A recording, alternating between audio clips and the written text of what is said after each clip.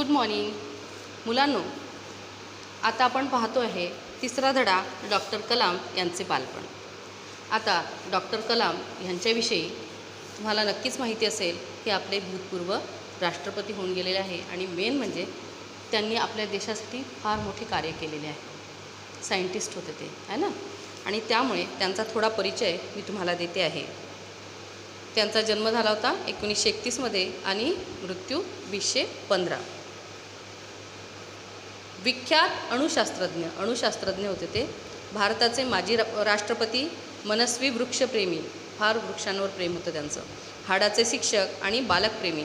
Wings of fire हे त्यांचं आत्मकथन. आत्ता मी तुम्हाला एक सायकलीचं आत्मचरित्र सांगितलं ना, तसं अब्दुल कलामांचं आत्मचरित्र आहे wings of fire. India 2020 A vision for the new millennium आणि इग्नायटेड माइंड्स इत्यादी पुस्तके प्रसिद्ध आहेत. त्यांना पद्मभूषणसुद्धा मिळालेलं आहे, पद्मविभूषणसुद्धा मिळालेलं आहे आणि भारतरत्न ह्यासुद्धा पुरस्कार त्यांना मिळालेला आहे. डॉक्टर कलाम यांच्या विंग्ज ऑफ द फायर या आत्मचरित्राचा माधुरी शानभाग यांनी अग्निपंख या नावाने अनुवादित केलेल्या पुस्तकातून खालील प्रसंग घेतलेले आहे. अग्निपंख हे पुस्तक माधुरी शानभाग यांनी लिहिलेलं आहे, म्हणजे अनुवाद केलेला आहे. ते इंग्लिशमध्ये आहे विंग्ज ऑफ फायर, तर हे अग्निपंख मराठीमध्ये माधुरी शानभाग यांनी लिहिलेला आहे आणि त्यातला थोडा भाग आपल्यापर्यंत पोहोचवलेला आहे, जेणेकरून आपल्यामध्ये अब्दुल कलामांसारखी चिकाटी निर्माण व्हावी. पहा, म्हणजे हे पण आत्मचरित्रच असल्यामुळे अब्दुल कलाम स्वतः बोलत आहेत हे आपल्याला या पुस्तकामध्ये दिसत आहे. माझ्या बालपणीच्या जगात पुस्तकं म्हणजे माझ्यासाठी एक दुर्मिळ वस्तू होती. आमच्या गावात STR माणिकम या नावाचे एक क्रांतिकारक राष्ट्रभक्त राहत होते. त्यांच्याकडे पुस्तकांचा बऱ्यापैकी संग्रह होता. त्यांनी मला पुस्तके वाचण्यासाठी सदैव उत्तेजन दिले. मीही मिळेल ते वाचत गेलो. पुस्तके मागण्यासाठी मी त्यांच्या घरी धाव घेत असे. पहा, आपल्याला लायब्ररी उपलब्ध आहे, परंतु आपण लायब्ररीचा कधीही उपयोग करत नाही. लायब्ररीमध्ये जातो ते कॉमिक्स वगैरे घ्यायला, अशीच पुस्तके आपण वाचतो, कामाची पुस्तके वाचत नाही. परंतु त्यातूनही वाचनाची आवड लागते, ठीक आहे, परंतु पुस्तकं तरी खूप कमी मुलं लायब्ररीमध्ये जातात आणि वाचन करतात. परंतु डॉक्टर कलाम सांगतात त्यांच्या बालपणी त्यांना वाचनाची आवड होती, पण त्यांना उपलब्ध नव्हते पुस्तकं वाचायला. मग STR माणिकम नावाचे गृहस्थ होते, क्रांतिकारक होऊन गेले होते, त्यांच्याकडे पुस्तकं होती आणि डॉक्टर कलाम त्यांच्याकडे ती पुस्तकं वाचायला जायची. माझ्या लहानपणी शमशुद्दीन नावाच्या माझ्या एका दूरच्या भावाचा माझ्यावर बराच प्रभाव होता. रामेश्वरममध्ये येणाऱ्या वर्तमानपत्राचा तो एकुलता एक वितरक होता. रोज सकाळच्या रेल्वेगाडीनं पंबन गावाहून वृत्तपत्रांचे गठ्ठे येत. गावातल्या हजारभर सुशिक्षितांच्या वाचनाची गरज भागवणाऱ्या शमशुद्दीनचा व्यवसाय म्हणजे एक खांबी तंबू होता. शमशुद्दीन नावाचा त्यांचा एक दूरचा भाऊ होता, त्याचा बऱ्यापैकी प्रभाव डॉक्टर कलाम यांच्यावर होता. आता पहा, आपल्याकडे जो मोठा असतो ना, त्याचा थोडा प्रभाव आपल्यावर असतो. तर शमशुद्दीन त्यांच्या संपर्कात होता आणि तो कष्टाळू होता, त्यामुळे डॉक्टर कलाम त्याच्याकडून बऱ्याच गोष्टी घेत होते, आत्मसात करत होते की हा कशा प्रकारचं काम करतो. आणि तो काय करत होता? वृत्तपत्रकांचा विक्रेता होता. एक तंबू राहायचा त्याचा आणि तिथून तो वृत्तपत्र वाटायचा, विकायचा. आणि रोज सकाळच्या रेल्वेगाडीने पंबनवरून गठ्ठे यायचे आणि ते गठ्ठे उचलण्यासाठी अब्दुल कलाम त्याला हातभार लावायचे.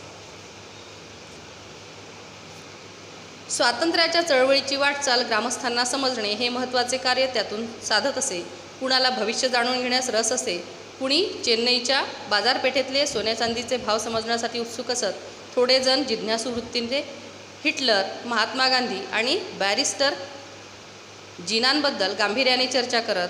पण झाडून सर्वजणांना पेरियार EV रामस्वामी यांच्या चळवळीबद्दल जाणून घेण्यात रस होता. बघा, आता मीडिया आहे, TV वरून, मोबाईलवरून, वृत्तपत्रातून, तसंच खूप गोष्टी आता आपल्याला त्यावरून सगळ्या गोष्टी माहीत होतात. देशामध्ये काय घडत आहे, परदेशामध्ये काय घडत आहे. म्हणजे मोबाईल तर आपला एकमात्र असा होऊन गेलेला आहे, त्या वृत्तपत्र वाचण्याची गरज नाही, काहीच नाही, सगळं आपल्याला माहीत होतं. परंतु अब्दुल कलामांच्या काळात स्वातंत्र्य चळवळ सुरू होती आणि लोकांपर्यंत चळवळीची कोणतीच माहिती मिळत नव्हती. ती कशातून मिळत होती? फक्त वृत्तपत्रातून.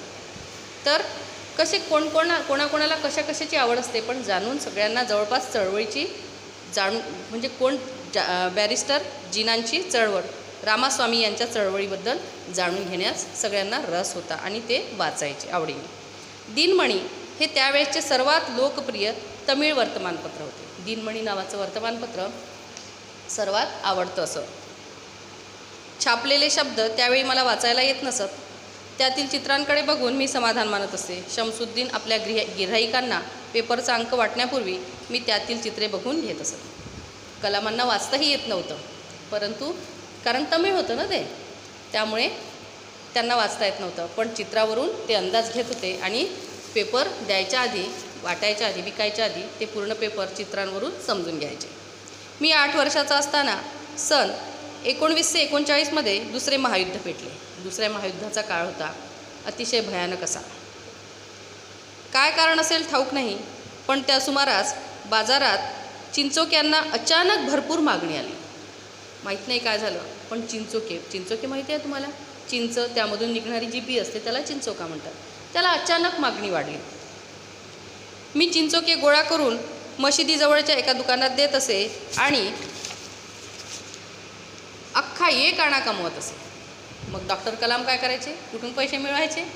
1 आणा म्हणजे भरपूर झालं त्यावेळी. आता 1 रुपयाला आणि 10 रुपयालाही महत्त्व नाही आहे, परंतु त्यावेळी त्या 1 आण्याला खूप जास्त महत्त्व होतं. तर डॉक्टर अब्दुल कलाम स्वतः चिंचा गोळा करायचे, त्यातून चिंचोके काढायचे आणि त्या चिंचोके ते मशिदीजवळ जाऊन विकायचे आणि मशिदीजवळ जाऊन त्यांना देऊन यायचे आणि 1 आणा तिथून घेऊन यायचे. माझ्या वडिलांनी लाकडी नौका बांधायचा व्यवसाय करायचे ठरवले.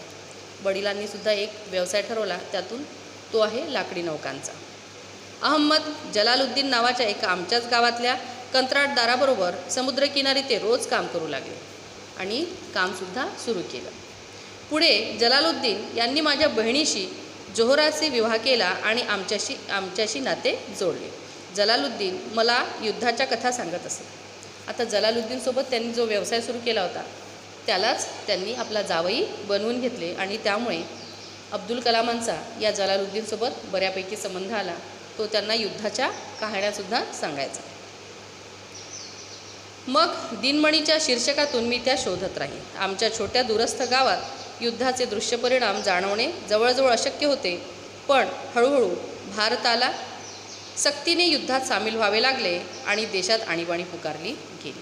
बघा काय झालं, भारत त्यावेळी इंग्रजांच्या पारतंत्र्यात होता आणि त्यामुळे आपल्याला त्या युद्धात भाग घ्यायचा नव्हता, तरीसुद्धा इंग्रजांनी म्हणजे इंग्लंडनी आपल्याला त्या युद्धामध्ये बळजबरीने ओढले. म्हणजे कारण आपण पारतंत्र्यात होतो, आपल्यावर राज्य त्यांचं असल्यामुळे त्यांचं ऐकणं आवश्यक होतं. ऐकलं नसतं तर त्यांनी, तुम्हाला माहीतच आहे इंग्रजांचे जुल्म बरेच होऊन गेले होते, आपण पाहतो आहे. तर यांचे आपल्या भारताला जबरदस्तीने त्या युद्धामध्ये ओढल्या गेलं होतं आणि त्यामुळे आणीबाणी पुकारल्या गेली. आणीबाणीचा काळ म्हणजे राष्ट्रपती राजवट. पूर्ण देशावर राष्ट्रपती जे निर्णय घेतील तेच अवलंबून, पण आपल्यासाठी नव्हतं ते, पूर्ण इंग्रज जसे निर्णय घेतील तसं आपल्याला वागायचं होतं. रोज सकाळी पंबनहून येणारी रेल्वेगाडी रामेश्वरला थांबण्याशी झाली. हा युद्धाचा आमच्या गावावर पहिला ठळक परिणाम झाला. पहा, वृत्तपत्र कशातून यायचे? रेल्वेतून यायचे, पंबनवरून यायचे. पण आता युद्धाचा काळ असल्यामुळे आणि आणीबाणी निर्माण झाल्यामुळे काय झालं, ती रेल्वेच तिथे थांबत नव्हती त्या गावाला. आणि मग काय झालं पहा, युद्धाचा पहिला परिणाम. मग चालत्या रेल्वेगाडीतून वर्तमानपत्रांचे गठ्ठे रामेश्वरम ते धनुष्यकोडी दरम्यान खाली फेकले जात. ते गठ्ठे गोळा करण्यासाठी शमसुद्दीनला कोणीतरी मदतनीस हवा होता. काय व्हायचं ना, ते गठ्ठे तिथून फेकून द्यायचे ते रामेश्वरमला, म्हणजे कलामांच्या गावाच्या जवळपास. आणि ते म्हणजे आता काही फेकल्यानंतर रेल्वेगाडीतून ते काही विशिष्ट जागेवर पडणार का? नाही, कुठेही पडत होते ते गठ्ठे. आणि मग ते गोळा करायला शमसुद्दीनला कोणीतरी पाहिजे होता, एखादा सोबत. मग शमसुद्दीननी कलामांची मदत घेतली. माझ्यापेक्षा दुसरा योग्य उमेदवार त्याला कुठून मिळणार? माझ्या आयुष्यातील पहिली कष्टाची कमाई करायला शमसुद्दीनचा असा हातभार लागला. मग शमसुद्दीन ते काम काही फुकटात करून घ्यायचे का कलामांकडून? नाही, तो त्यांना पैसे द्यायचा. आणि त्यामुळे कलामांना पहिली कमाई, आपण आयुष्यात केलेली पहिली कमाई मिळाली. आज अर्धशतकानंतर मी वळून त्या क्षणांकडे पाहतो आणि त्यावेळी स्वतःच्या कष्टाने मिळवलेल्या पहिल्या कमाईचा अभिमान आजही माझ्या मनातून ओसंडून वाहू लागतो. बघा, आपण जेव्हा आईवडिलांकडून पैसे घेऊन काही वस्तू खरेदी करतो त्यावेळी त्या वस्तूपेक्षाही आपण जेव्हा स्वतः काहीतरी काम करून ती जी कमाई मिळवतो आणि त्या कमाईतून एखादी जर वस्तू घेतली तर त्या वस्तूविषयी आपल्याला फार जास्त अभिमान वाटतो आणि आपल्या कमाईविषयीसुद्धा आपल्याला फार अभिमान वाटत असतो. माझ्या आईवडिलांकडून मी प्रामाणिकपणा आणि स्वयंशिस्त शिकलो, तर आईने मला चांगल्यावर विश्वास ठेवण्याची आंतरिक शक्ती दिली, दयावृत्ती दिली. अर्थात माझ्या तिन्ही भावांनी आणि एका बहिणीने देखील हा ठेवा त्यांच्याकडून उचलला. पण मला जो जलालुद्दीन आणि शमसुद्दीन यांचा निकट सहवास घडला त्याने मी स्वतंत्र वेगळा असा बनत गेलो. म्हणजे आईवडील जे आपल्याला संस्कार देतात ते सगळ्या भावंडांवर होते अब्दुल कलामांच्या, परंतु जलालुद्दीन आणि शमसुद्दीन यांच्यासोबत राहून यांच्यामध्ये थोडा वेगळे काही गट्स निर्माण झाले आणि त्यामुळे कलाम जरा वेगळे तयार व्हायला लागले. शाळेत शिकायला न मिळालेले शहाणपण मी जलालुद्दीनकडून शिकलो, तर शमसुद्दीनकडून मी चेहऱ्यावरून दुसऱ्याचे मनातले, शरीराची व डोळ्यांची भाषा ओळखायला शिकलो. जे शाळेतही आपल्याला शिकवत नाही ते जलालुद्दीननी शिकवले की कसं वागायचं. आणि शमसुद्दीनकडून काय शिकले तर दुसऱ्याच्या मनातलं, चेहऱ्यावर वेगळं असते पण मनात काय असेल चेहऱ्यावरूनच त्याच्या लक्षात आलं पाहिजे की ह्याच्या मनात काय असेल, तर असे भाव ओळखायला ते शिकले. सर्जनशीलतेचा स्रोत उगम पावत फुलत खळाळत गेला. त्याचे श्रेय मी निःसंशय या दोघांच्या सहवासात माझ्यावर पडलेल्या प्रभावाला देतो. म्हणजे या दोघांमुळे माझ्यामध्ये वेगळी एक उभारी आली, वेगळे गट्स निर्माण झाले असं ते म्हणत आहेत. रामेश्वरम सोडून जिल्ह्याच्या ठिकाणी रामनाथपुरमला शिक्षण घेण्यासाठी मी माझ्या वडिलांकडे परवानगी विचारली. विचारात पडल्यासारखे ते क्षणभर गप्प राहिले. म्हणजे त्यांना शिकायला जायचं होतं दुसऱ्या गावी, रामेश्वरमचं शिक्षण पूर्ण झालेलं होतं आणि रामनाथपुरमला त्यांना जायचं होतं आणि त्यासाठी ते वडिलांकडे परवानगी मागायला गेले. विचार करता करता त्यांना शब्द लाभावेत आणि ते ओठातून बाहेर पडावेत तसे वडील बोलू लागले. मग वडिलांनी काय म्हटलं ते मला म्हणाले, अबुल. त्यांचे वडील त्यांना लाडाने अबुल म्हणायचे. अबुल, तुला मोठे व्हायचे असेल तर गाव सोडून शिक्षणासाठी बाहेर जायलाच हवं. सीगल पक्षी घरटे सोडून एकटे दूरवर उडत जातात आणि नवे प्रदेश शोधतात, तसे या मातीत आणि इथल्या स्मृतींचा मोह सोडून तुझ्या इच्छा आकांक्षा जिथे पूर्ण होतील, जिथे तुला जायला हवे, आम्ही आमच्या प्रेमाने तुला बांधून ठेवणार नाही. आमच्या गरजा तुझा रस्ता अडवणार नाही. माझी आई मला दूर पाठवायला काळजीने आढेवेढे घेत होती. त्यांचे वडील म्हणतात, वडिलांनी क्षणभर विचार केला परवानगी मागितल्यानंतर की कसं जाऊ द्यायचं बा. मग त्यांना लक्षात आलं की नाही, आपल्या प्रेमासाठी याला बांधून न ठेवता याला मोकळं सोडायला पाहिजे, कारण जर काही शिकायचं असेल तर तेवढा त्याग करायलाच पाहिजे.